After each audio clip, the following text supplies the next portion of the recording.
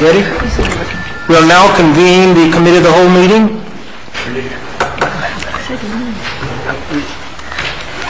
Tuesday, September 12, 2006, right at 6:07 p.m. Councilman Bell is present, Councilman Hodge, Vice Mayor Losner, Councilwoman Garner, and Councilman Porter. The first item on the agenda is the approval of the September 1st, 2006 minutes. Is there a motion for approval? Second. Moved by Councilwoman Bell, second by Councilman Hodge. Any questions on the minutes? If not, all in favor say aye. Aye. Opposed? Item 2A is the Wall of Wind presentation by Florida International University. Mr. Mayor, Council, we have representatives from FIU. If you'd step to the podium.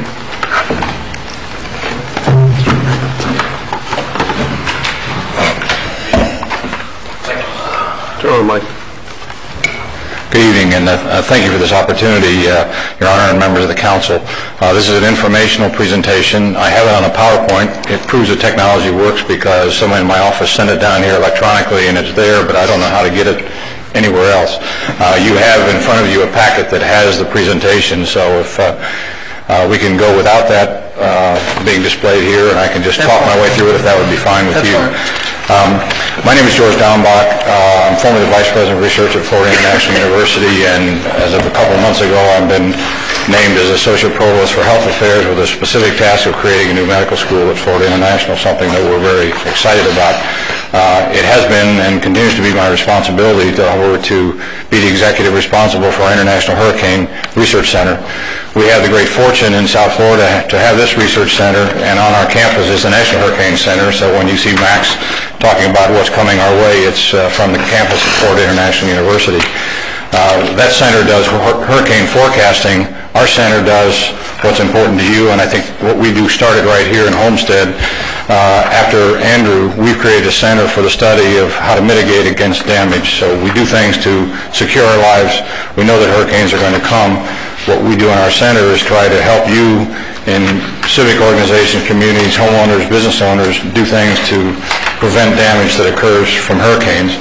What I'm presenting to you today is a project that we hope to construct here in Homestead on county property adjacent to Homestead Air Force Base. We call it very simply the Wall of Wind. The idea is to create real hurricanes. Our plan is to create Category 5 hurricanes with water and debris, and to create them in a scale in an enclosed container such that we can actually construct a home the size of a regular home, build it the same way homes are built, so we can evaluate tiles, doors, soffits, windows, all the things that are in a home, in a small business, highway signs, those kinds of materials, subject them to real hurricanes, and evaluate their ability to withstand hurricane damage. This will probably be about a $10 million investment to create this. It would be a national lab that would be used by companies producing materials for construction of home, for architects who are in design. It would be a collaborative venture. We're seeking funding from the state of Florida through the Research Excellence Program. We're seeking about $6 million for construction. We secured over $10 million in funding from the federal government over the recent past for mitigation kinds of studies. On this project, we have already created a 1/9 scale model. We revved it up a week ago. It created 120-mile-an-hour winds. We're in the process of constructing a 3rd scale model on our campus that we expect to get up to around 140-mile-an-hour winds, and with this one, we're hoping to create 150-plus mile an hour. The frame will actually enclose a structure that's 40 by 25 feet, which is a modest-sized home or small single-story building. It's our intention to construct things, to have companies who produce roofing tiles, who have different methodology for constructing materials, to actually work in our center. So in relation to what you were just discussing in terms of a business incubator, it's our expectation to attract construction industry people to come and work in collaboration with us, and there may be startup companies and technology that will come out of this initiative. So I'm here just to let you know it's our hope to create this on this site. There's a picture in your book of the actual location that we've been working with the county to construct. And if any of you have questions about it, we'd be delighted to show you or talk to you with more detail. But as I said, this is informational, and I greatly appreciate the opportunity to explain it to you. We would appreciate any political help you can give us in securing the funding from the State Center of Excellence. They have never funded an initiative in South Florida. We think it's time, and we think this is the right one. This would truly be a national laboratory that would be used by all hurricane-vulnerable communities to come down and do studies and tests here, and I think it would be an enormous boon to our construction industry and also hopefully to secure our homes in a more cost-effective manner, cost-effective in lifetime of the home in terms of repair if there are damages, in addition to reducing the cost of construction. So I will finish with that and invite your questions if you have any about the project. Well, I certainly hope it'll have an impact on reducing in the future insurance rates in the state of Florida. We all agree. I might comment on that. One of the things that our Hurricane Center has done for you and for your businesses, we had a contract with the insurance office of the state of Florida to create the first ever in the United States open business insurance model. We created a model based upon all previous hurricanes and assessing the damage, and so now when insurance companies seek a rate adjustment, they actually have to use the public model we created so everybody knows what the factors are to do the rate determination. It's important that our insurance companies stay in business. We need them, but it's also important that we as homeowners don't overpay for insurance. And so we have completed this model that's now being used by the state of Florida for their assessment of rates. And we have been recontracted to build a model for commercial residential and then eventually for commercial property. So that's one of the values of the Hurricane Center that actually is in production and in operation starting this year. Well, I read the concept, and I tell you, I think it's something that the city will certainly support. So if you want to let us support or whatever you think would be necessary to help you get the monies that you need to implement the program, we'd be more than willing to do that. I'll be in contact with you tomorrow morning. Thank you. Thank you very much. Any questions? Any questions? Okay, thank you. Thank you very much.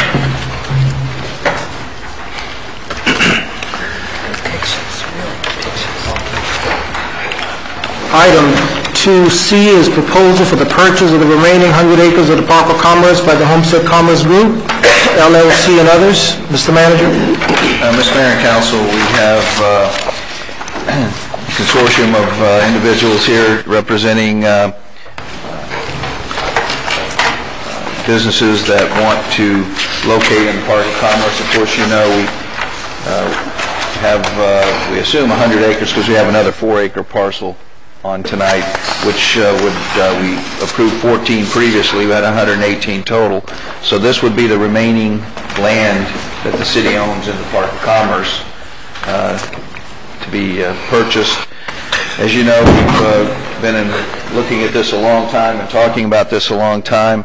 The individuals that are here have kind of sat through on the sidelines watching as we've made other negotiations. When that didn't come through, then this consortium, I guess I call you a consortium, I guess, stepped up and are interested in making a proposal for the remaining portion of the Park of Commerce, 100 acres, as we're characterizing it.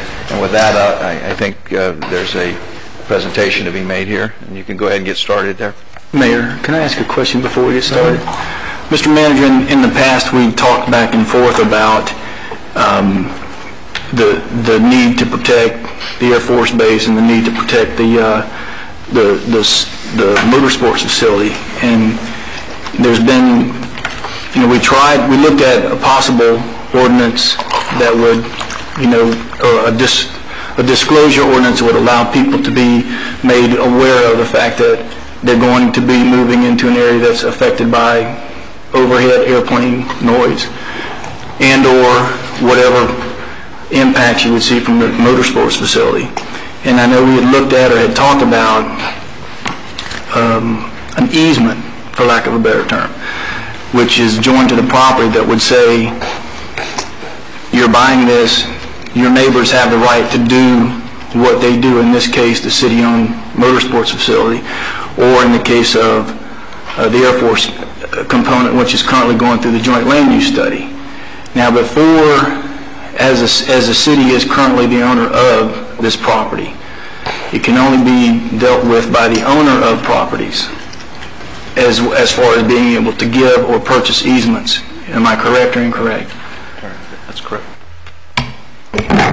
Yes, it is something we would do as owner, and we could certainly do that if it was the will of the council.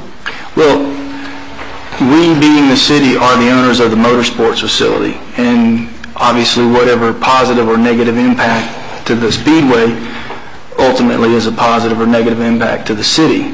Before we enter into what would be sell-offs of multiple users, potential multiple users, I think we should put some sort of protections in place, or talk about those protections that would allow whatever our interests are, if it's the baseball stadium, if it's the motorsports facility, we should now, before we enter into some sort of potential sale, to try to protect ourselves from buyers of city-owned properties without some sort of right to make noise or right to do the things that we're currently doing.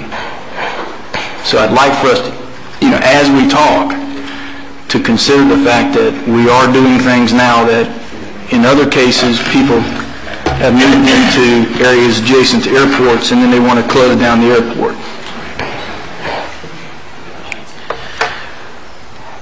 Mr. Porter, Mayor and Council, certainly something that we can talk about, I think, and if I'm not putting Susan on the spot here, in terms of for people sitting out there, especially people looking at making a proposal on the land, what is the noise easement? What does it mean, I guess, to the property owner, future property owners? Maybe a comment, Susan, if... Well, that's why I bring it up now. Right, just Certainly. so we can bring that to play. Just to note for the item that's on later this evening, the 4-acre sale, as well as the 14-acre sale you looked at, I believe, at your last CAL meeting, both of those contracts included within them requirements about noise. This would be going one step further to actually obtain an easement, a noise easement, and it would be a stronger protection of these uses against people in the future complaining about the noise. So the purchaser, the current purchaser of the 14 acres, if they were to sell, does that requirement go with the sale of the property? Yes. The contractual term that's in the current contract, I can try and locate where that is so you can... 10.2 on page 8 of the contract. There. Thank you. There. Let me get through there. Let Jeff finish my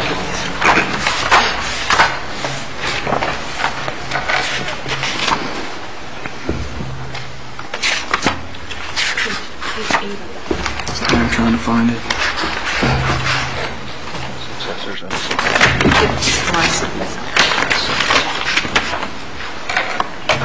Tab 4, page 8. Got it.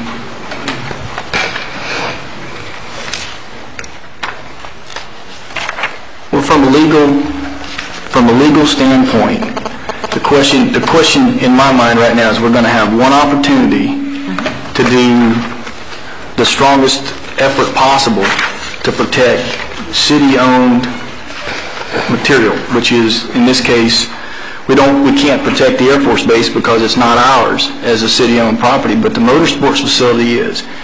If people are going to buy this and there's a possibility to put a stronger protection in place which doesn't have a negative impact on the property other than it just gives the adjacent property the right to do what it's currently doing. It doesn't say they can't do anything on their property, but it just allows what the neighbor is already doing, allows them to do and continue to do without any complaints. Or is there an advantage to do it? It's my understanding, I know Gail had written this contract and I consulted with her because I knew this was an issue that you may be interested in this evening, and it would be a stronger level of protection if you were to go the noise easement route. Because the military currently has easements around bomb dumps, is my understanding. That means that if you move in next door to a place where they're storing bombs, you can't complain about bombs being there because they bought the right to be there, or they purchased or were given the right to be there to do what they do. So the issue is there's an opportunity for the city to protect its asset stronger than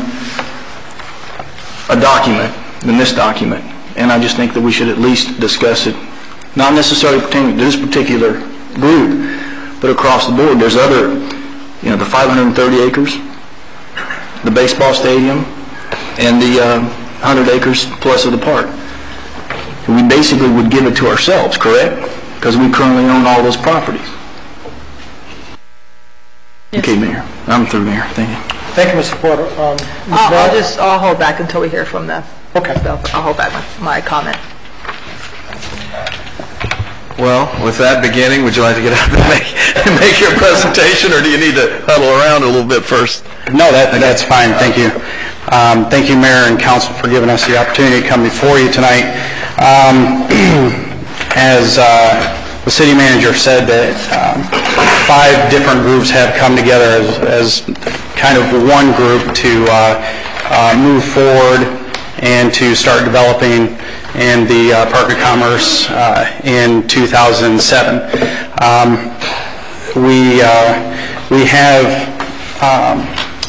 We have several current projects in the works already, but one of the things that we would like to, that we would be willing to do is in the nearest future, before we can get permitting to start building, is to start landscaping the Park of Commerce, and just to make it a nicer place for everybody to be welcome to bring businesses, employees, because that's what that's our main objective, is bringing in jobs and starting development as soon as possible in the Park of Commerce. We do have some numbers that reflect, based on what we would like to do in 2007 and 2008, on how it would definitely benefit the city in going forward with the sale to these groups. And if the city doesn't mind, or if council doesn't mind, we would like to be able to show that to the public as well, and to council, if that's okay. Well, they're taking a break. Could somebody close that back door, because all that humid air is coming right up here into my seat. We can't have that. Can't have that. Thank you all. I'd like to bring Bill Hemingway forward to speak about the numbers. Okay. Hello. Based on the assumptions and so forth that we've put together, there's a potential total real estate tax in year 1 of $304,810, and in year 2, $1,169,915. In year 1, based on these assumptions, there's a potential of $74,360 for the city of Homestead alone, and in year 2, $285,409. So how did we get to that? What are the assumptions and the process? Basically, we looked at a contract price of based on 114 acres. If it's 100 acres, it would be slightly different. But based on 114 in this example, it would be $14,872,098, which of course the Miami-Dade County Property Appraiser's Office would pick up in the public record. Then in terms of the project going forward, we have an FAR of 40%, and that would give us a maximum build out of just under 2 million square feet based on these assumptions. Now with a phased project and looking at, say, 25% in year 2, or completed about at year 2, that would give us just under 500,000 square feet of construction. Now, depending on the type of project, construction can vary a good bit, but for this example, we used an average of $85 a square foot, giving us potential construction cost of $42,200,000.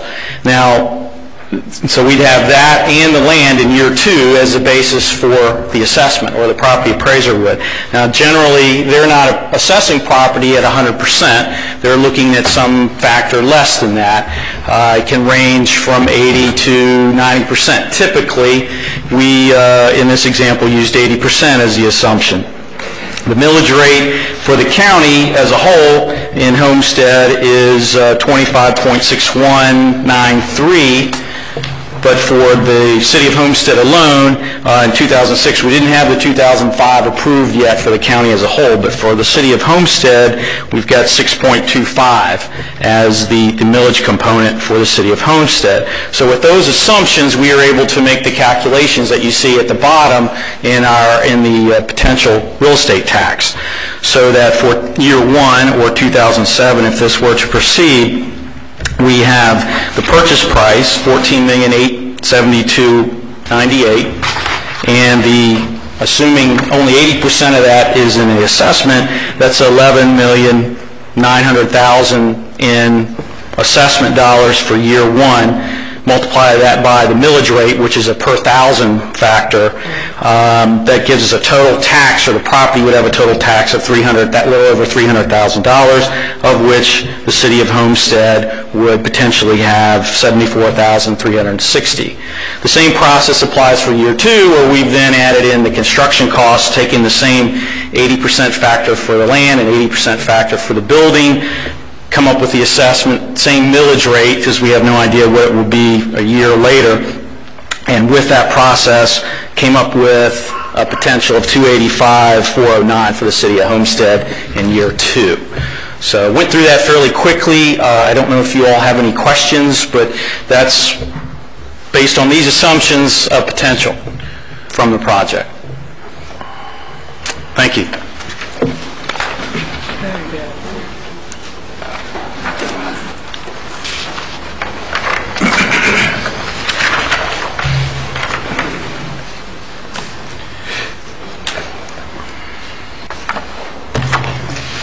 Questions? Any questions from council?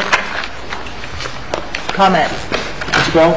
Yeah, I like what I see, and I know we've been, it's kind of exciting because we've been talking about selling this for about 3 years now, ever since I got elected. I know it's been an election issue every year, and it's exciting to see that there's people that are coming with an end use, because that's been my concern, is I don't want people just to buy it to land bank it. I want somebody who's going to come in here, who's going to put some shovels in the ground very quickly, and that we're going to see some end use and development that's going to benefit the City of Homestead, not just by the tax rolls, but by employment opportunities.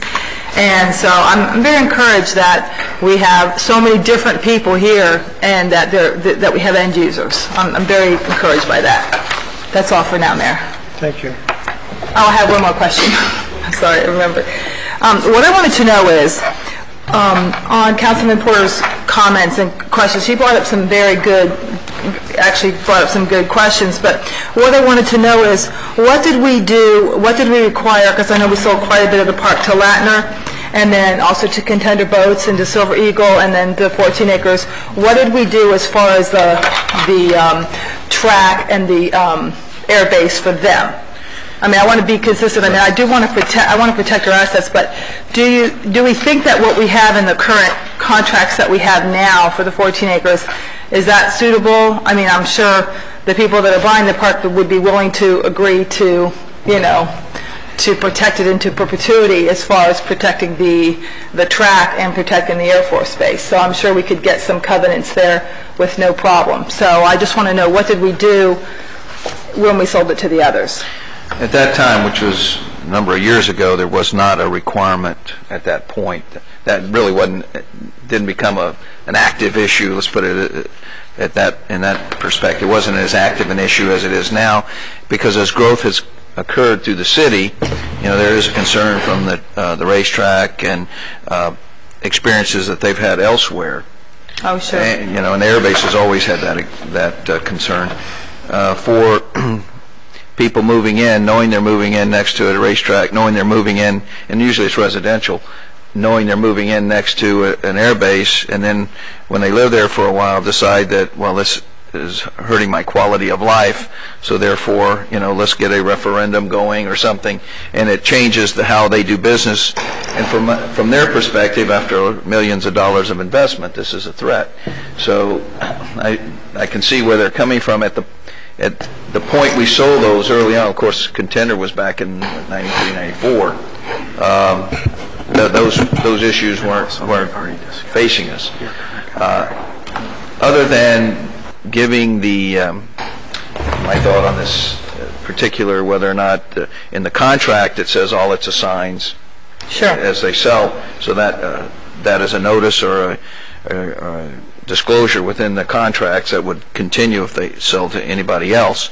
The easement, I don't know, impacts them any more than that, in the fact that I think the reason for the easement simply is their noise and a tenant complaining about their noise, which pretty much is what it is right now, you know, periodic. And we know anybody that goes into the Park of Commerce is going in with their eyes wide open. I'd like to hear from you. Yes, Mr. Mayor, council members, I'm Jack Thompson at 370 Minorca Avenue, Coral Gables. I'm a member of the Homestead Commerce Group. I appeared before you last week. In answer to your concerns, the Homestead Air Force Base and the Homestead Motorsports Complex is in paragraph 10.2 on page 9 of the proposed contract for the purchase of the 14 acres. And it covers the fact that that we understand that each of these complexes generates a significant amount of noise from time to time, is the way it's put in the contract. And we're buying the property with that understanding, and we also understand it's within the air installation compatibility use zone and is subject to other restrictions. The contract also, in another part, I'm not sure where it's at, has that the air rights over our height limitations are retained by the city, and also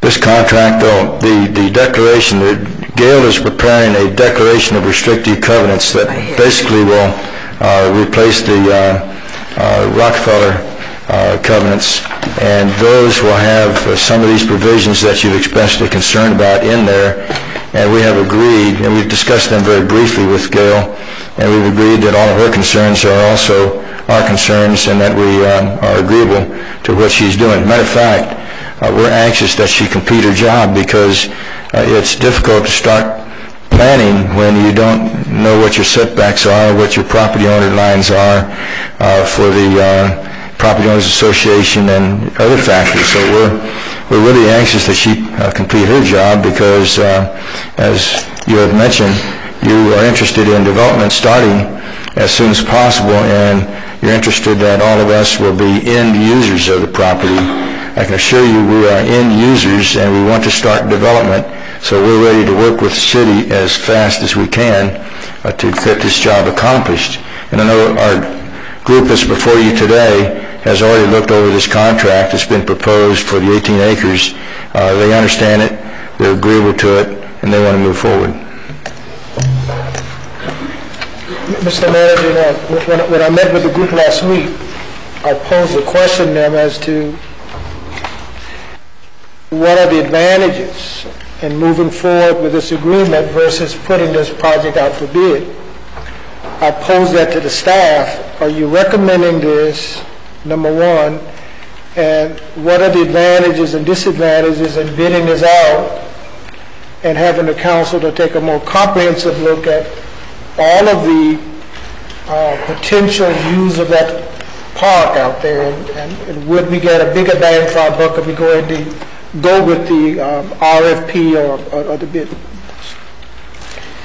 Well, certainly not knowing what could happen, certainly with the RFP you're going to get a larger number of people coming and looking, and a competition actually going of some sort. We talked about auctioning as well.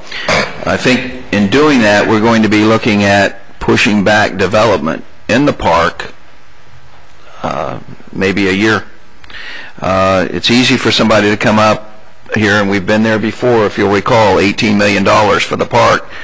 The guy didn't have $18,000 to put toward it, so that stalled us, you know, in that, and I've learned a lesson there a little bit personally.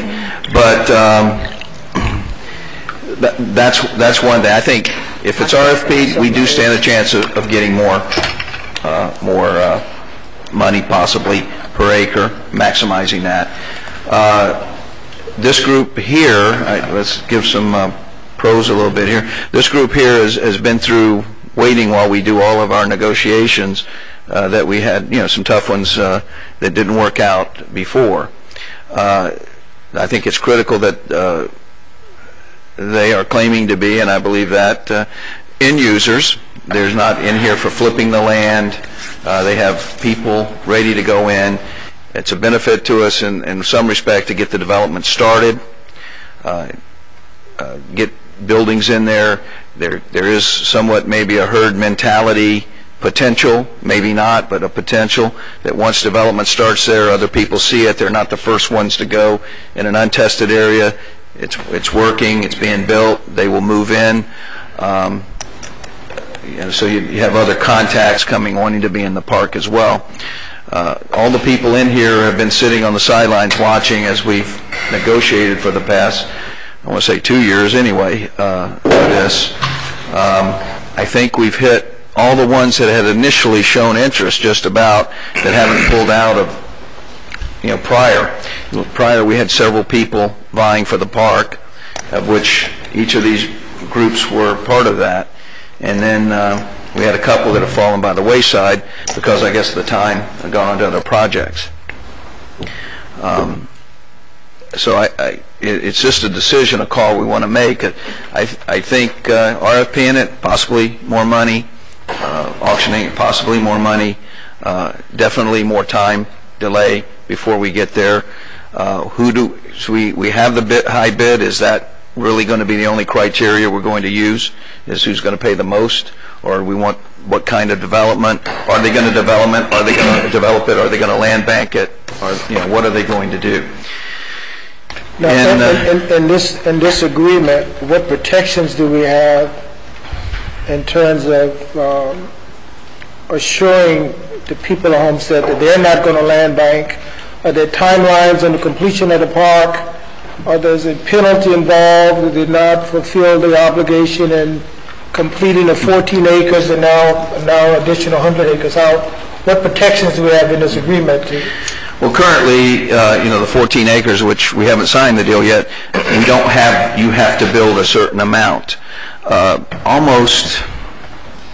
the 14 acres, almost the people who are taking that acreage, I talked to individually and referred them on to people who did own land in the park to go ahead and sell, because we weren't developing the small one-piece type things. So I felt pretty confident that there were the same people back after almost 2 years coming back saying they still wanted to be in the park. So as far as the 14 acres, I had initial conversation with Bob Zinzel about putting in guaranteeing so much square foot in a period of time. He did not have a problem with that. 200,000 sounds like a large number of square feet. That's what we had for the whole park. When we did it, downsized it to 14 acres, it really wasn't that many square feet. It wasn't that impressive when you did the ratio. 200 to almost 2 million for the park versus, okay, we'll do the same ratio, and no problem. And it really was kind of de minimis almost as the number of square feet. So as far as the 14 acres, that was not in there. These contracts we haven't, but they're here to make the presentation. We can hear from them if they have any comments on it or thoughts on it. Everyone has told me they're end users, they're ready to go. And outside of putting, which is a good point, something like that in there, I'd have to say, I don't believe you, and that's not the way we've negotiated. So it's a good point, and I think that's an issue maybe if you're prepared maybe to comment on. How sure are you that you're end users and that you're going to build, and would you put that into an agreement in a paragraph? I guess is right up front saying it. Yes. Yes.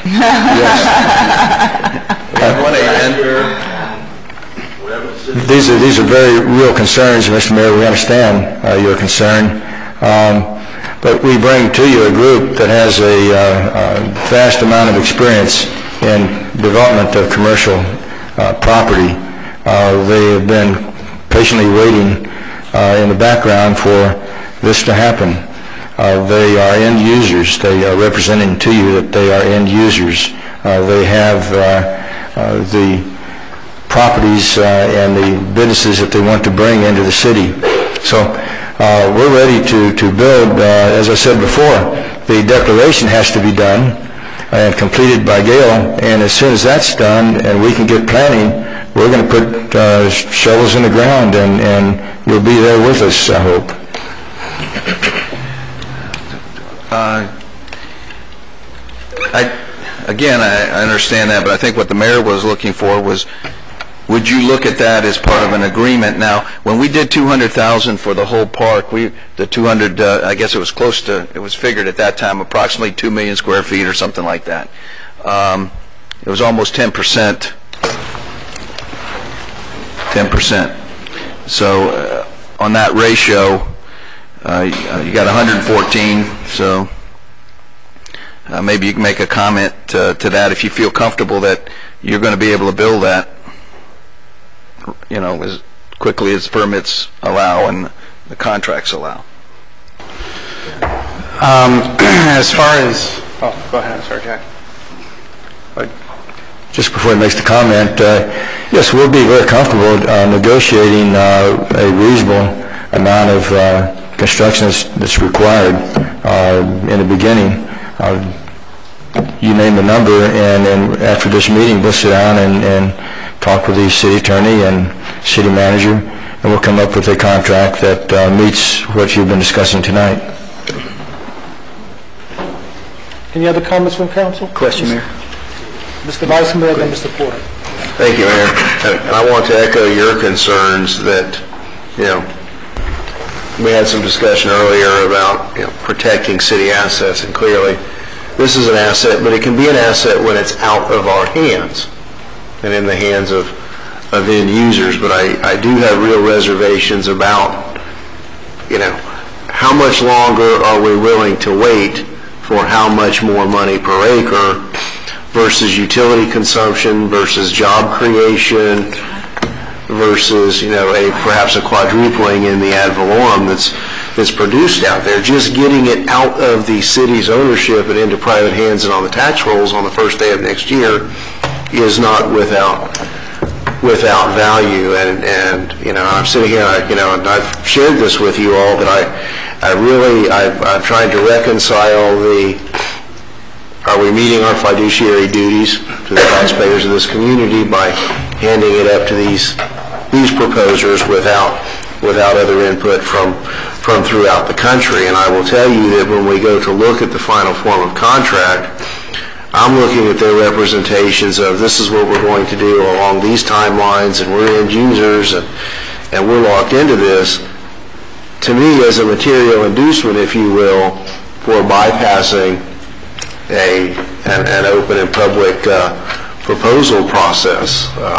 You know, I've had other private landowners nearby tell me that, oh, you're crazy, that land could be worth 5 or 6 more times per acre what the price is you're talking about. Now, I don't happen to buy into that, but we are all subject to any and everybody who wants to walk through those doors telling us that we're not acting in the best interest of the city, and I want you all to help us to demonstrate that on balance, if this moves forward, that we are balancing the highest and best price, something what may be less than top dollar, with the long-term benefit of what happens out there. And certainly, you know, things that have been discussed, such as, you know, early installation of paving, drainage, lighting, landscaping, you know, immediate and material and perhaps securable obligations and benchmarks to meet. And certainly, you know, the fact that this is proposed as not speculative, but as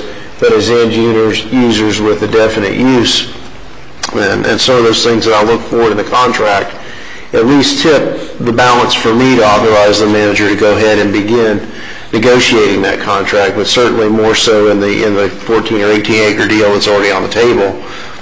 Some more benchmarks and secured obligations and those things that are the milestones, if you will, of this deal that can give the public confidence that we're not giving something away or not giving it away, but not disposing of an asset without knowing that this is perhaps the best deal. And there always is a balance there. I want to address the easement question. If these proposers are comfortable with that, I don't have a problem with that. I happen to think an easement personally is overkill. I would be comfortable with the disclosures in the contract and in the face of the deed, and maybe some provisions in title policies and disclosures in future deeds that's there. I mean, these are all supposedly sophisticated buyers on down the line. It's not as if they don't see the airplanes coming by and see the track and hear the roar several days a year. I don't want us to get tangled up in something that may not really be necessary. But again, if you don't have a problem with it, if it's council's wish, it can move forward. Philosophically, I'm not so certain that some of the other disclosures that we've already talked about in the Declaration of Restrictions, I'm not so sure those aren't sufficient. Thank you, Mayor. Thank you, Mr. Vice Mayor. Mr. Porter? Well, the Vice Mayor touched a little bit on it, but I'm not asking anyone that potentially wants to buy any property that's owned by the city whether they agree to it or not. The position that I was asking is the council feel it's a necessary tool to put in place to protect the facility that we currently own, which is in a 99-year lease with an operator that's going to far outlive the life expectancy of any of us sitting in this room. And today we can sit here and look across the room and look at the people that we're going to, deal with for the next 5-10 years. But after that, there's going to be a whole slate of characters that are going to be different. The issue was if we put into place an easement, it would far outlive anyone in the room. It's not a cost factor to the city because we'd be giving it to ourselves, correct? We, as the owners now, we would give ourselves the easement. I don't believe it would be a cost factor. Okay, so the downside to the city assigning a noise easement over city-owned properties now it's another layer of protection for facilities that we currently own and are in place. So that was the point that I was trying to make. I'm not saying it's good or bad for any development. I'm saying it's good for something that's currently in existence that does make noise that some people feel is an offensive noise. So it's a one-shot deal. We take into consideration giving ourselves a noise easement on these properties before we potentially sell them to anyone, or we don't. And it has no negative effect on anything that I could see because it doesn't have a cost, but it does put an extra layer in addition to any agreements signed to any sales documents. That was my point. So it's not a question to anybody who's potentially going to buy it. It's a question to the city council. Is it an important thing for the council to look at or have more legal advice on? So the only other point that I wanted to say, Mayor, was over this whole process, this has been a very, very, very long and egregious process, and we have been dealing exclusively with M&H for what seems like an eternity because we've been trying to get the 93 agreement solved. And that was one of the things that the manager wanted to do was we were going to use the Park of Commerce as part of the leverage to settle the 93 agreement. We were not able to get that over with. What the heck am I doing wrong? But anyway, and as we went forward, the position was we needed more time. We were getting close to the 93 settlement, getting close. It didn't pan out, and I know we sat here and said as of December the 5th, we're going to settle the agreement or we're going to RFP this property. Now we're changing. No disrespect to these people here because I know all of them and I think they're all very capable, and I think the Vice Mayor kind of touched on it. We have to be careful about the public perception of what gets done. There was exclusivity to M&H because of the 93 agreement. As of right now, the 93 agreement is still intact. Whether it's good for us or bad for us, we're still going to have to decide that. But now there's exclusivity that's maybe, and it doesn't tie back to the 93. That's one thing we just have to be careful of as we proceed forward, and the Vice Mayor touched it. This is public land, and there was a reason for exclusivity before. There isn't necessarily now, so I just want us to proceed with caution. And the instructions were to RFP it after September 5th without the 93 agreement. Now, if that's changed, that's fine. That's fine. I just want us to be careful because of perception. And I still would like the council to consider the possibility of a noise easement on every piece of property that we own out there, because the 530 is a very valuable piece of property inside the urban development line that people want to get their hands on. If we sold it to somebody without a noise easement, it's right next to the track, it's right next to the baseball stadium, it's right next to the Park of Commerce. It's not. Now's the time. So, with that, Mayor, thank you. Thank you, Mr. Porter. Mayor. Ms. Bell? Thank you. I know when I met with all of the principals involved in this deal and met with many different people involved, and actually been meeting for, like I said, for many years now, for a couple years now. One of the recommendations was to meet with the track and with Curtis and to, you know, kind of get his blessing on what you're doing as well, and I believe you did that. Did you guys go and meet with Curtis? And I mean, I guess since Curtis is sitting back here, I'd like to hear from the track. And you know, if the track is concerned, I'd like to hear it. You know, I would like to hear it directly. And I think that Curtis very well knows that this council is very, very intent upon protecting the track as well as the base. And from everything that I talked to with these gentlemen, they had the very same concerns as towards protecting the track as well. In fact, I think there's some race car stuff that's going in the Park of Commerce and a museum and some other things. So I'd like to hear from Curtis. And then also, I know we had discussed an RFP, but I have to say, I think at this particular point, with having this Park of Commerce off the market for basically just about 3 years now, I think to go to an RFP at this particular time would be a disaster. I think that it would be a negative for the city of Homestead, not a positive. It is time to develop it, get it on the tax rolls, begin utility payments, begin all of the easements, the landscaping. I think that the citizens of the city of Homestead are looking towards us to make some decisions and get this on the tax rolls. And I would like to see it done on the tax rolls, built out, and I'd like to see it productive, offering jobs to our citizens as well as providing ad valorem taxes for the city. And I think the responsible thing to do, the responsible thing that I'm going, in my opinion, I feel like at this point I have to say these guys have been to the table for almost 3 years now, and it's time to move. It's not time to say, okay, now let's do an RFP, which is going to be another year, and then let's say you get your person who says, okay, I've got the best price and I've got the best idea, then everybody else goes bye-bye, and that falls through. So that now we get another RFP. We've been here before. So I think that this is the time to move. You know, there's no better time like the present, and I kind of said, I'm probably showing my age a little bit, but a bird in the hand is worth two in the bush. So I am just all for going it. I know I'm getting laughter from showing my age, absolutely. So Curtis, let's hear from you. Okay. What say you? Well, thank you first of all, and to answer your question, we have met with this group, and everything that's been said tonight about the easement is hugely important to our future business. I think Mr. Porter said it very well, and that all the city-owned land that's contiguous with the Speedway is important for us to have an easement so that we can keep doing the business that we've been doing, and I feel like we've been doing a very good job for the city in the growth of the Speedway and the potential for future growth. But it's important that we're protected from the growth that's surrounding us, especially the city-owned property. And as Mr. Porter said, this is the time to get an easement put on that so that we can continue to do what we're doing.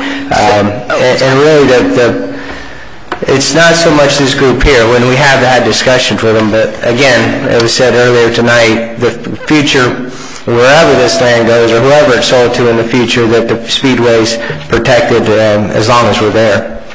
which hopefully will be forever.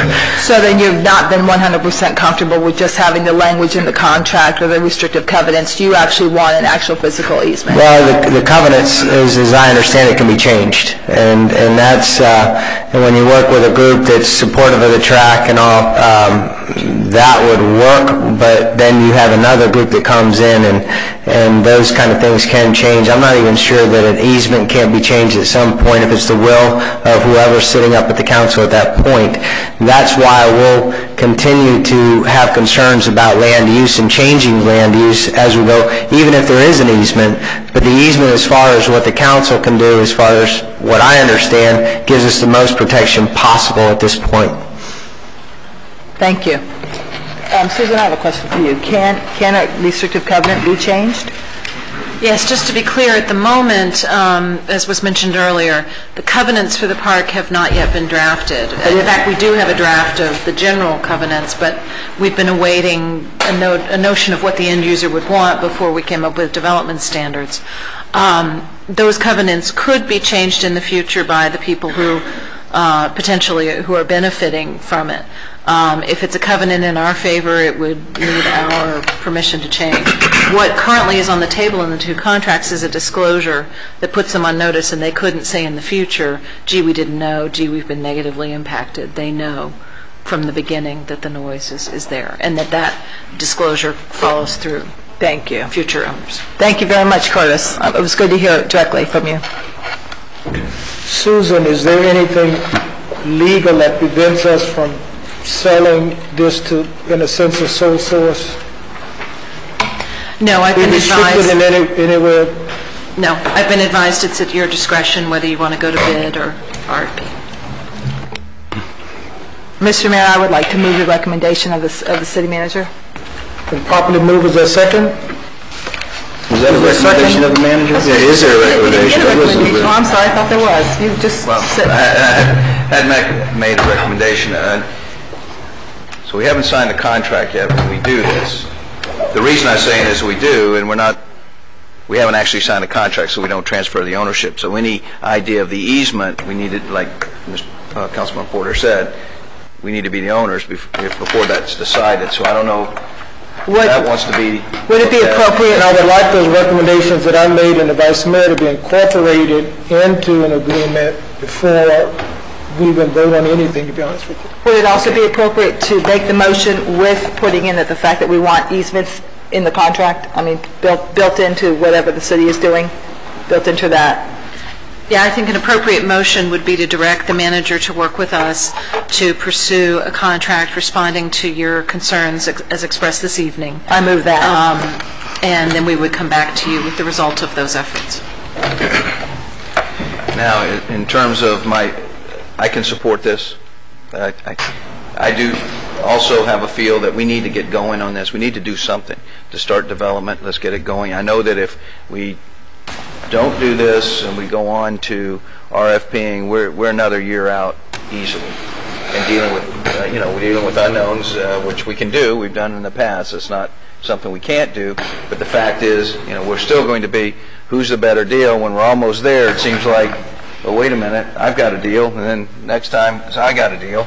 And sometimes you got to pull the trigger on this thing. And I think, we had a lot of the people that have shown interest most of the people that have shown interest in this park since we started talking about this almost, here, put themselves together as a consortium so everybody gets to play, so to speak, in this. And I think that was a good thing. Now, I want to make a caveat on the map here, however, just so everybody can see, because we have that 4-acre parcel coming up afterwards, that the location of that pharmaceutical on their map is something that they want to talk to the pharmaceutical company about, and the pharmaceutical company is amenable to talking to them about, but it hasn't happened yet. What you will see tonight is that 4 acres will be this 4 acres in the corner that's all green. So I wanted to clarify that. Sure. So everybody knows what we had repositioned that based on what the requests were. We were willing to work with them on that. And in explaining that location, that's where the pharmaceutical wanted to go to begin with. There was a fill issue and the cost of that. So they looked for another place.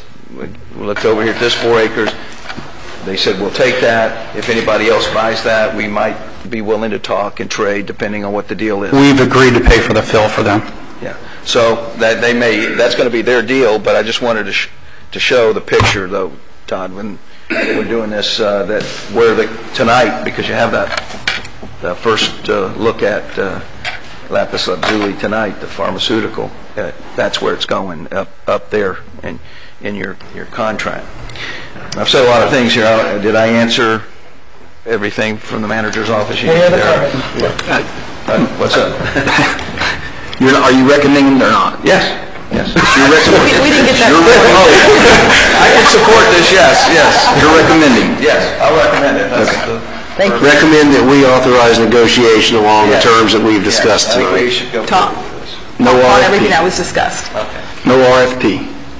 Oh, I personally prefer that we move with this. I think, like I said, notwithstanding new people coming in or people who had dropped out, and it just so happened we had an article in the Miami Today that evidently created some questions, but we've gone a long way. We've done a lot of work in terms of the best we can at this point to determine what the intentions are, and I think we should move forward to negotiate this.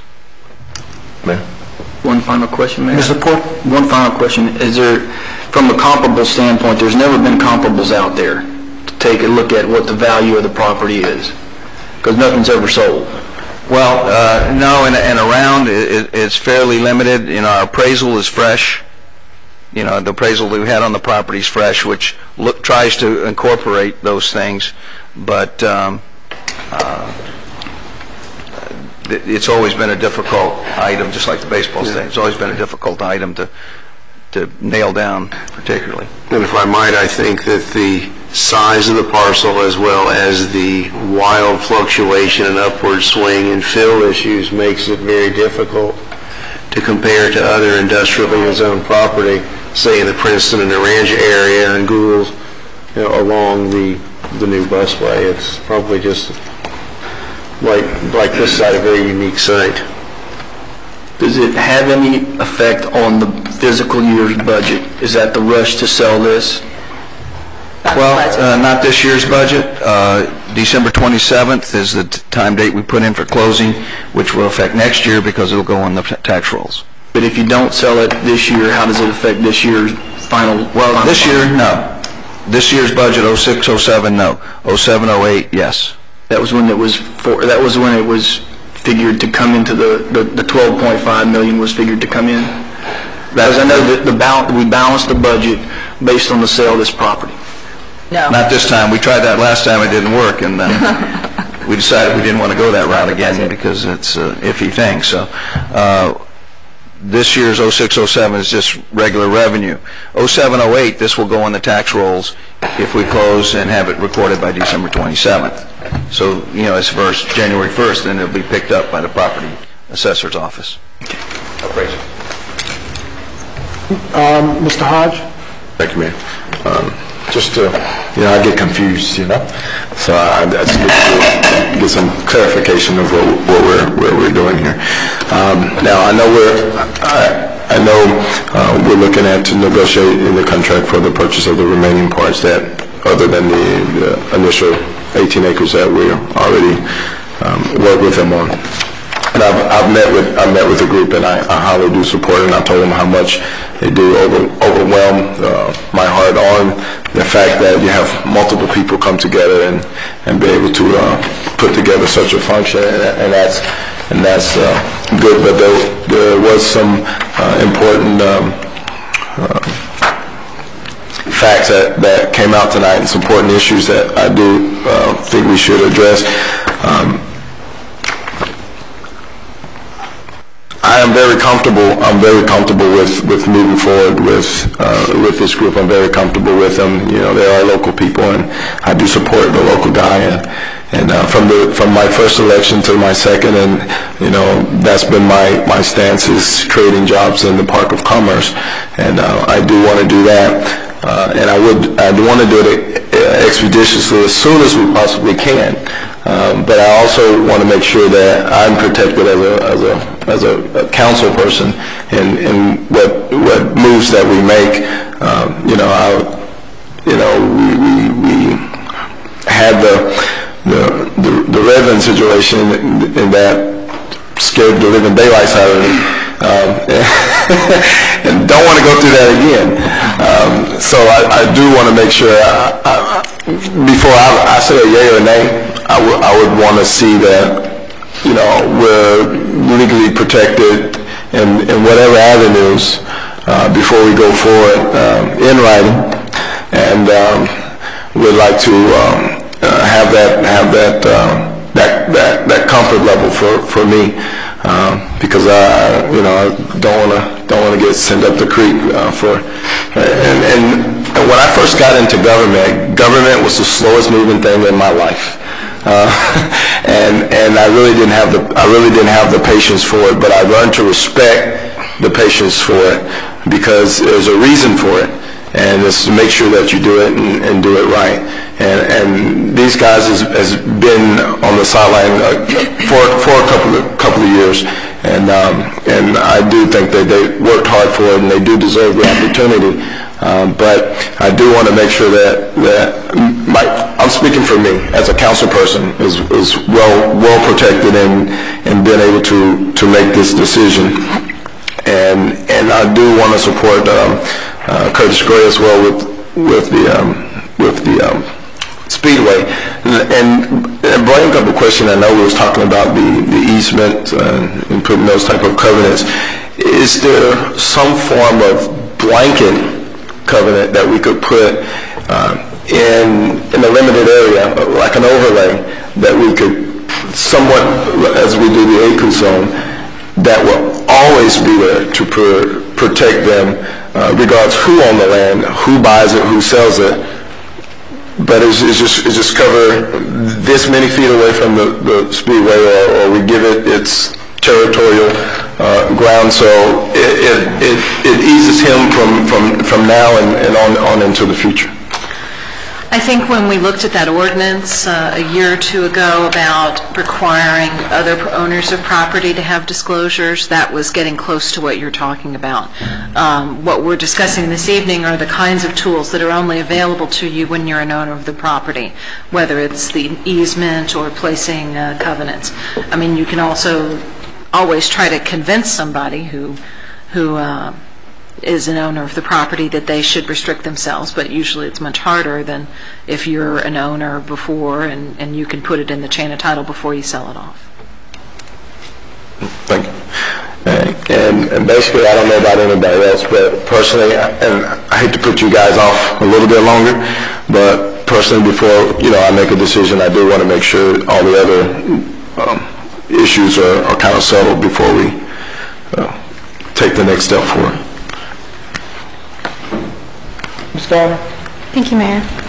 I'm excited to see this built. I would like to move forward for job creation and build out, but I do understand everyone else's concerns, and I agree with you. We've waited forever, but we don't need to rush. But we do have a good group here, and they've been patiently sitting back here for several years, so I don't think they're going anywhere. We just need to let them know what our concerns are and work through it. But, Mr. Manager, I would like to see this noise easement come back. I would be very comfortable if we went ahead and did it for all of our city properties before we sold any, because we've been talking about selling, you had a laundry list of city items that we talked about selling months ago, and before we sell off our assets, I think we should do that. I think that it would be the best thing for us to do for the future. So before we see the contract back for this, I would like to see that as well. But I do support them. I would like to see the build out. Your Honor and Council, I'd like to say a couple things. One is we have reviewed the current contract that the group with the 18 acres is going ahead with, and we're confident that the city has put in provisions for their concerns, and we're in agreement with that same exact contract. Also, wanted to let Mr. Ivey know that I thought it was a great idea that instead of making this exclusive to one group, you're bringing in more groups. That way you're going to create more development, because now you have 5 different groups developing at the same time. The other thing is I'd like to bring up too, fewer members of the council mentioned they would like to see end users. I'd like to try and put your mind at rest and let you know that currently we have 8 projects underway in the area and in different stages with the city. We have 3 other contracts that were just signed this last week. We had an additional one this week. So, you know, we're 12 properties strong. We're here to stay. We won't be here, sorry, Councilman Porter, we won't be gone in 5 to 10 years. We're going to be here for a long time. And so just wanted to let the council know that we're here and we're ready to get started. And I don't think it's a rush. Like you said, it's been a long time coming. It's been 3 years in the making. And so it's not a rush. It's been a labor of love. So we're ready to go forward. Thank you. Mr. Manager, finally we move on. The Vice Mayor touched on this term exclusivity. And I think we had cover with the 1993 agreement and M&H because of that. And I think in the last election, many people said, well, why are you just dealing with this one group? And our response was, well, we have this 1993 agreement we're trying to get behind us, and as a result, you know, we're going to try and negotiate something with M&H. As we move forward with your conversation with this group, we need to factor in some way of providing that political cover with the council with exclusivity too with this group, and see whether they can assist us in any form or fashion with this 1993 agreement. Yes, ma'am. So you all can have a conversation about that at some point, because that's my major concern, that you got a major piece of property owned by the city, and you're not going for an RFP. So we need cover. So if you all can have a nice conversation about that, I think it'd be very helpful. Because I talk with them, I support them 150%, but business is business, and we got to make sure that we're doing what's in the best interest of people of Homestead. So if we could work together as a team to make this thing happen and bring those jobs and other opportunities to the people of Homestead, we may want to sit down, and if the Vice Mayor is available, have them part of that conversation about the 1993 agreement, and let's move this project forward as quickly as we can. Any other comments? So, Mayor, you're comfortable with the motion just to move forward and direct the manager and then bring back everything to us? Negotiation. Yeah, and perfect. As quickly as you guys can come back with it. What was the motion, please? What was the motion? We're directing the city manager to go forth into contract with these and bringing back everything that was mentioned here tonight.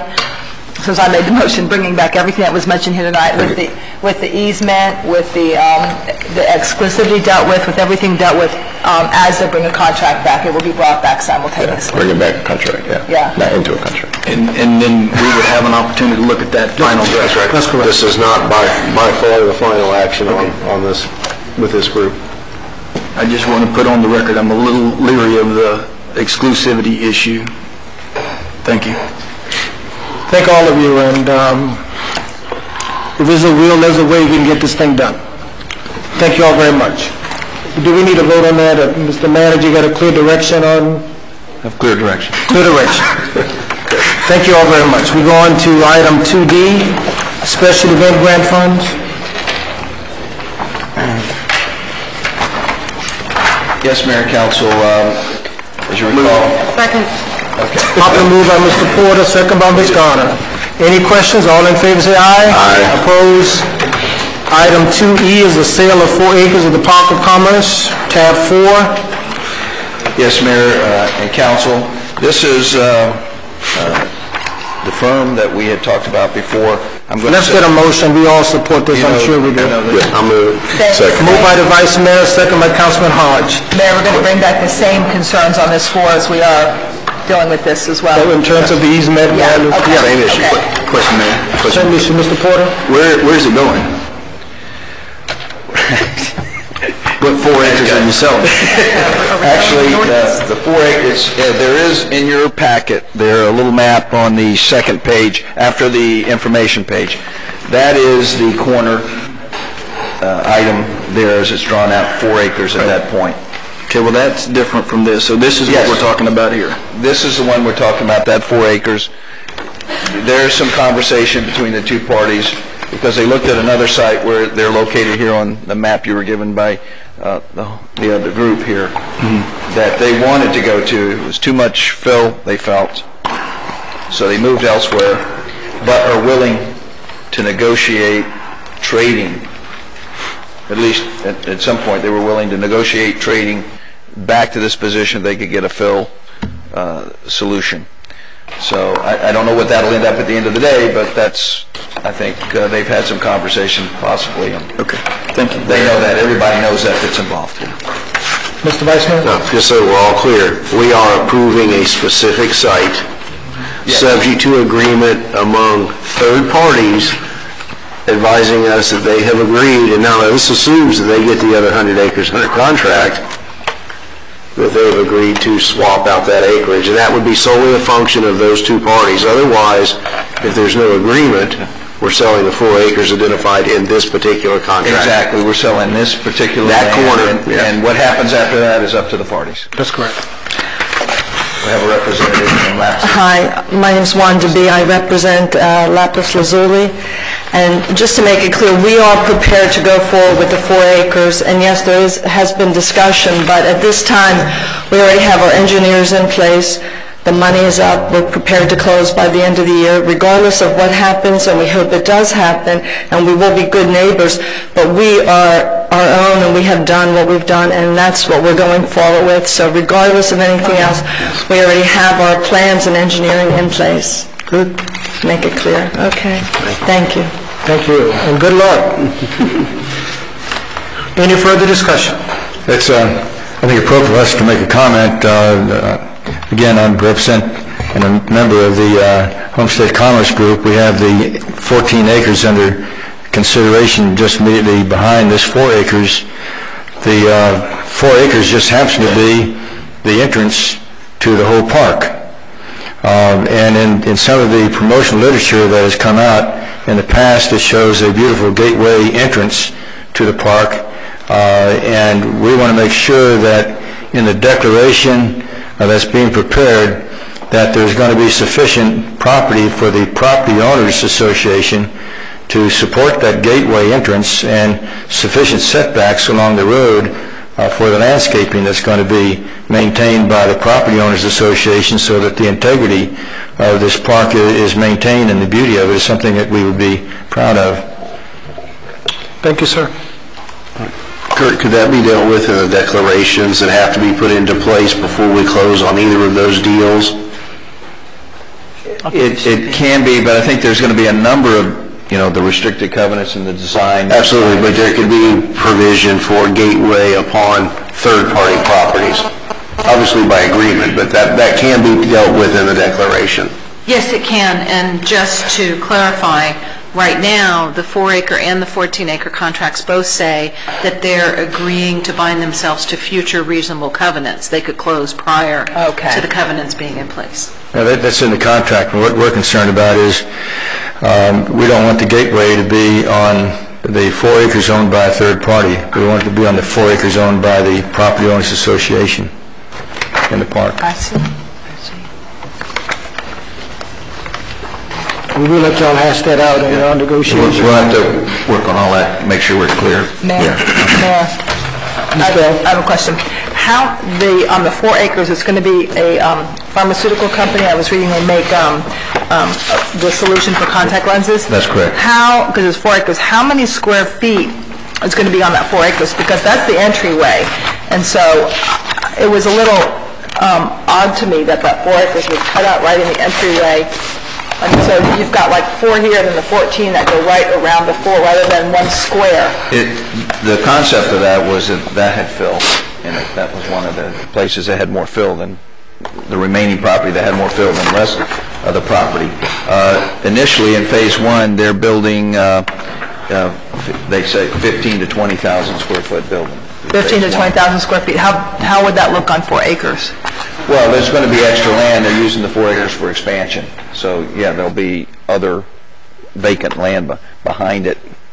Well, I mean, since you've already carved that 4 acres out for them, I mean, I hope that I hope the groups do work together and can come up with something, because I was talking to Mr. Ivy and he said you had originally wanted on the lake. And so if this group would agree to pay for your fill, I think that might be more conducive to a very pretty entrance, and I'm really concerned about the entry feature. So I mean, but that's for you guys to work out, but I'd love to see that work out. Sure, absolutely, absolutely. But I'm saying for the look of the park, I would love to see that work out. Just want to put that on the record. Thank you. Any further comments from council? Well, and we're asked to approve a contract for a specific site tonight. And in some regard, that could foreclose, without agreement of the pharmaceutical company, that could foreclose the opportunity to do that entry feature on the property that they have under contract without that provision in place. I think it's important for the look of the entire park, especially since it's right in the entryway, that there's... Go ahead. I'm just a reminder that with the covenants in the contract, it binds into future covenants to design that area, as we talked with our attorneys. So, that'll be part of the discussion on the covenants on that. Well, that's going to have to be, probably going to have to be resolved during their inspection period, and if it's not resolved in by satisfaction, we may be back here again. Like I said, it's December 27th, the closing, and they have the inspection period, and we have some time to work. That is not an insignificant issue for somebody buying 4 acres at that price. Vice Mayor Losner. Yes. One of the reasons that we were very open to working with them, whether they wanted to go on the initial site that they were interested in behind the, I believe that's appropriate to say, the DEA property. Mr. Zinzel was gracious enough to say that he would fill that property. Now, if they would like to be on the lake, that's not a problem either. One of the benefits to having them on the lake is it would allow Mr. Zinzel to stay with the motorsport theme throughout that whole property there, and of course be closer to the traffic or closer to the racetrack. Thank you. Any further comment from the public? Anything further from council? I believe we have a motion and a second, don't we? All right. We're going to do a roll call? Yeah, for the contract, I can do a roll call. Roll call vote on the contract. Okay. Councilwoman Bell? Yes. Councilman Hodge? Yes. Councilwoman Garner? Yes. Councilman Porter? Yes. Vice Mayor Losner? Yes. Motion carries. Thank you. Vice Mayor, I have a question. Yes. I'm just curious, why did we not vote to ask to proceed with the first groups, 100 acres? Why was there no vote on that? I'm just curious, because we've always taken the vote before. Because we gave direction. The nature of the motion really was to give us direction to bring you something that you could vote on.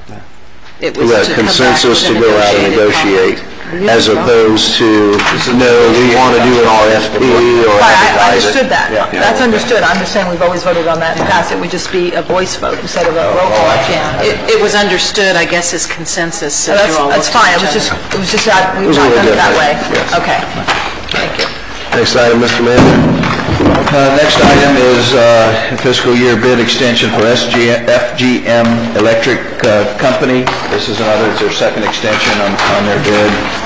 They repair pump and electric motors for us on an as-needed basis. Move it. Second. All right, any further discussion, questions, or comments from council? Further from the public? All right. All in favor? Aye. Mr. Manager, let me ask a question on these extensions, on these bid extensions.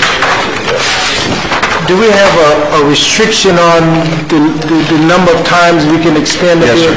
It's 2. The bids we've had, the ones you've seen, 2 one-year extensions. And then that's it? Then they automatically have to go out for...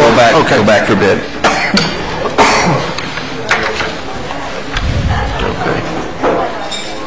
We're on the sports complex. Yeah, this under Sports Linda's bid, Linda's committee. Yes. The next one is bid 200623, Sports Complex Roof Repairs and Replacement. Move it. Second. It's been moved by Councilman Hodge. It's been seconded by Mayor Warren. Question? I'm just wondering, I mean, we're going to put the baseball stadium out for a master plan, figure out what we're going to do with it. Is this something we need to do right now? Because, I mean, Well, it's been my understanding that we're still using it. We are leasing it out, we're using it, we're having baseball tournaments, softball tournaments, we still have the 4th of July celebrations. We need to have a safe place. There's one other, as long as we don't repair this, we're going to continue to have more damage. In the event that we decide to use this stadium, we need to stop the bleeding. Yeah, I was just wondering, because we're kind of stuck between, what are we going to do? Should we fix it? Do we spend the money? Do we wait? I think it's a good question. Just wanted to know if we needed to spend it now, because if we didn't have to, it's $160,000. Chairman Bill? It's a good question. Yes, Mayor. I have the same question. In addition, I just want to point out, does this include any of the other buildings? I know when we were in the minor league clubhouse the other night for the town hall meeting, the smell of the wetness and the resulting mold was really overpowering in that building. And you could see where it had been wet. This particular bid does not include that. It includes some other, the small pavilions and softball fields are included. This did give Brian to say something, but it did give us somebody to go to and a pricing for other.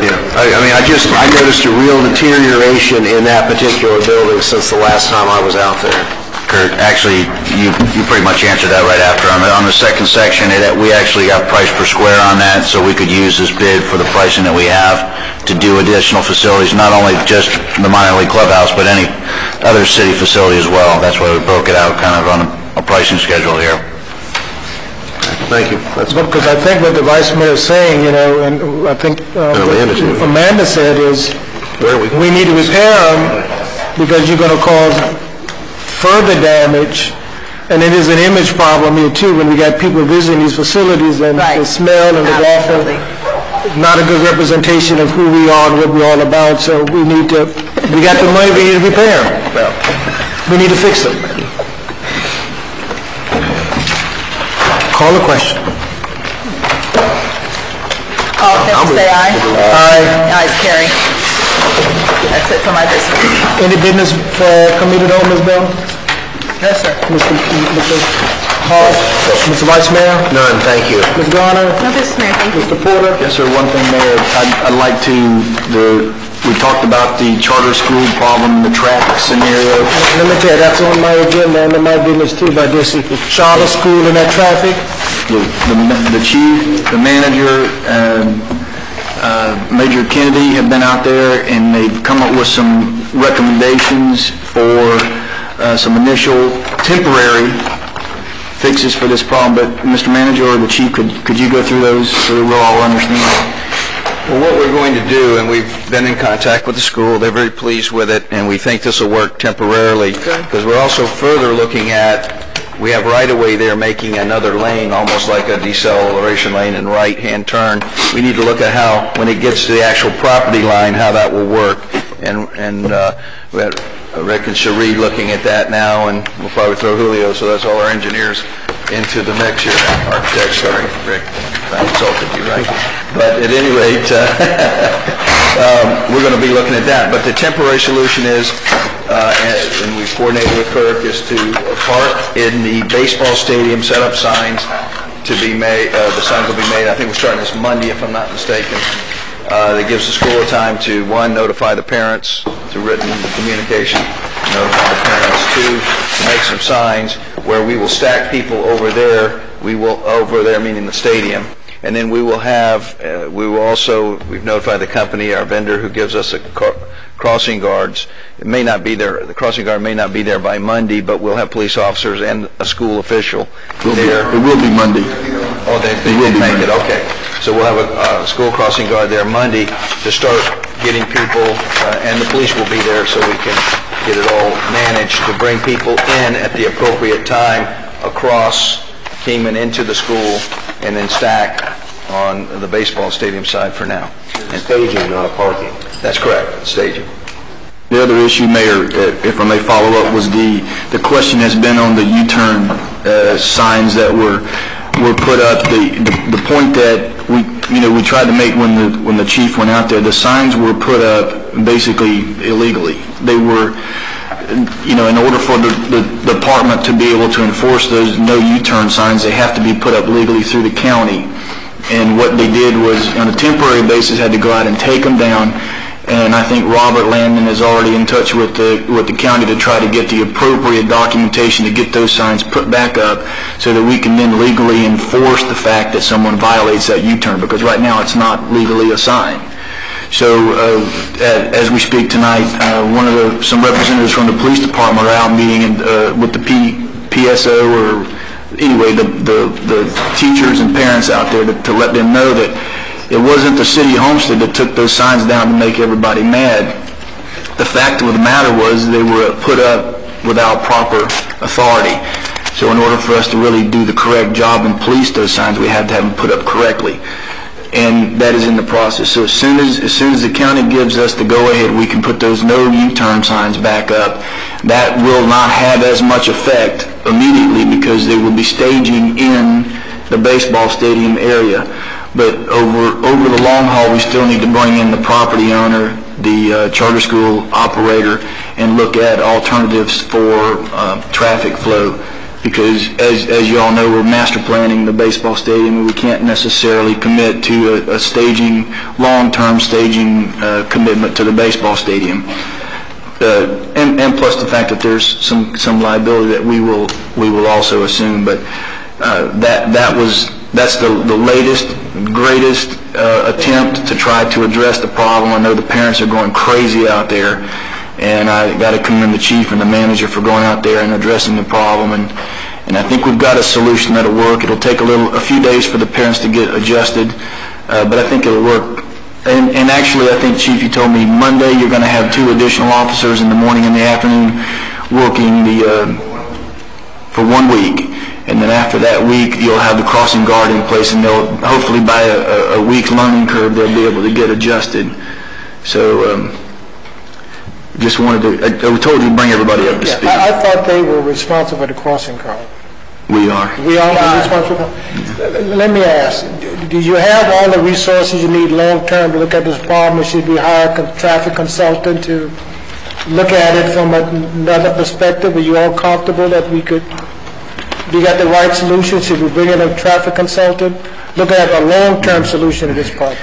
Mayor, we want to take a shot at it first, but that may be the end result. But I think we have the expertise in-house that can do a pretty good job of that.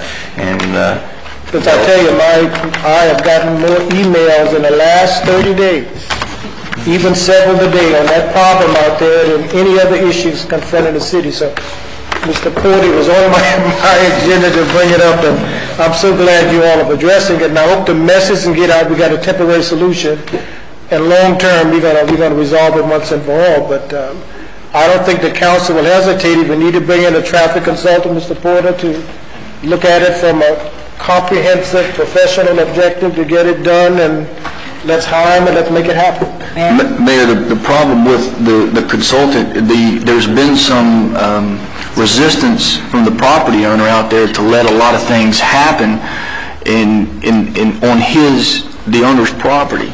That's been, there was a deceleration lane. The plans have been on the books. It's been paid for by an outside, person. That's right. And the property owner chose to resist. So, again, that's why I say as we proceed with this is a temporary fix. But once in talking to Major Kennedy and the chief today, once we can get the dust to settle on this initial problem, we need to get the owner and the operator and the manager to sit down, and the chief, and look at this thing as a long-term, well, obviously, our traffic people, but this is just to get the initial tip of the spear taken care of so that we can move on to the actual solution. So that's the plan there. And I hope, Councilwoman Bell and others, with these new schools coming online, I was just going to put my finger up.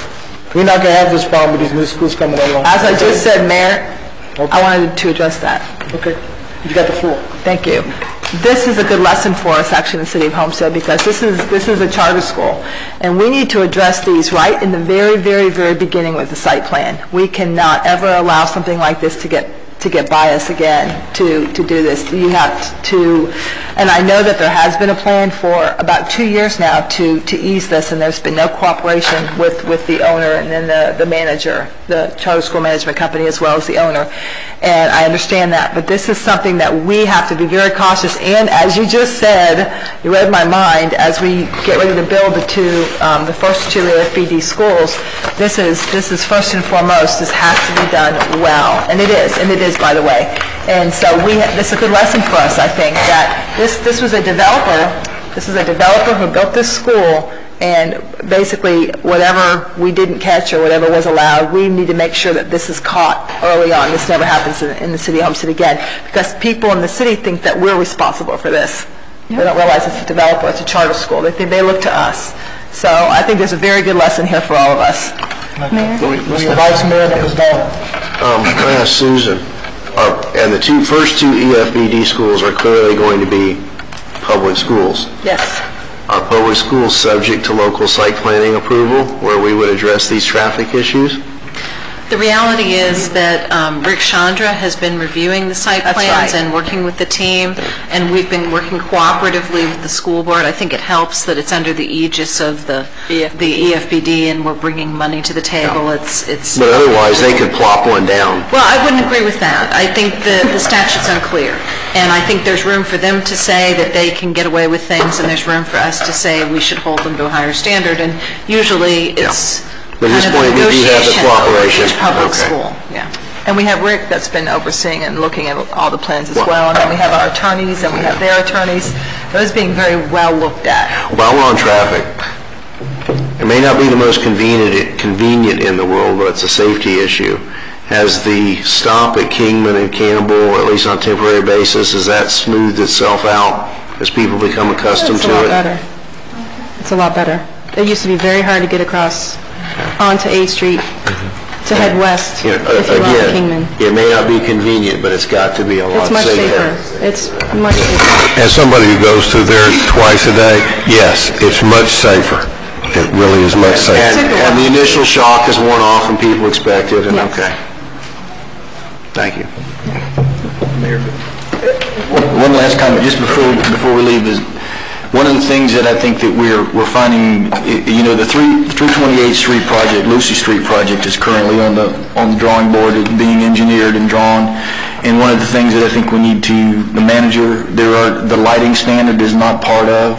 We don't have any of the city lighting standards. So could you take a look at that and make sure that as we go forward, that's going to be as major a thoroughfare in the future as is Campbell Drive today. So we're trying to create the standard. Let's take a look at that and make sure that we get I know we got the high overhead poles to the north side, but can you make sure that gets incorporated?